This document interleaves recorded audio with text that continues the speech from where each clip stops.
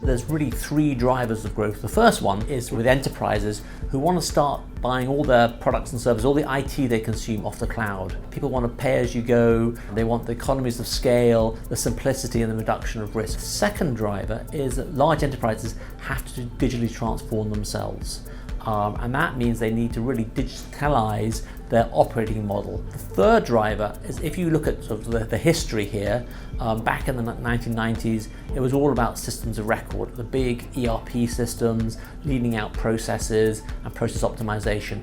Then it moved to things like systems of engagement, how to get better at engaging with customers, partners and suppliers. Where we are now, it's around systems of intelligence, all the machine learning, deep learning, all the algorithms, and how to really use data to improve the personalization and to really understand the problems and needs of customers and deliver perfect solutions. And what companies need to do, if that's the frontier of where value is being created, then their products and services need to move forward, because that's where customer expectations are.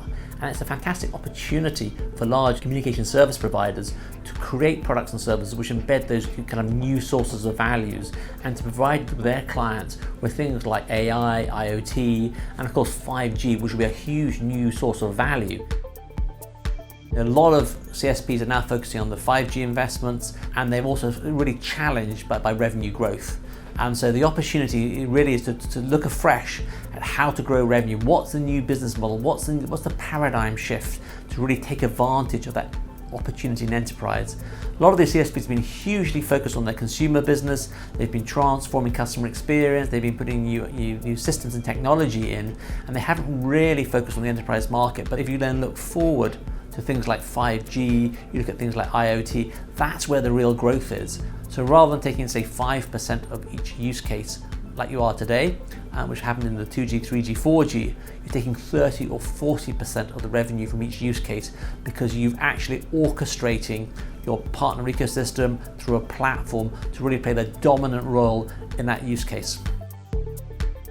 We're super good at multi-partner solutions. You can take that long list of ideas you've got, shortlist them, work out which ones you want to prototype, and then with partners, rapidly experiment and trial things. So we're not asking for a large amount of cash, that upfront business case which has taken months to write, but a small amount of cash to get that first service, that first minimal viable product, MVP, in front of a customer, start to validate the idea, to see what the customers like, how they want to consume it, the pricing, how that business model takes shape, and then iterate from there in terms of customer feedback. So really getting really regular customer feedback.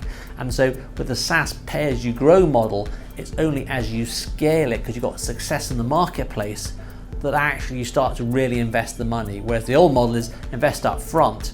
But with us, what we're trying to do is move that forward using our platform to take ideas and rapidly move from concept to experiment to actually results in a very, very short period of time.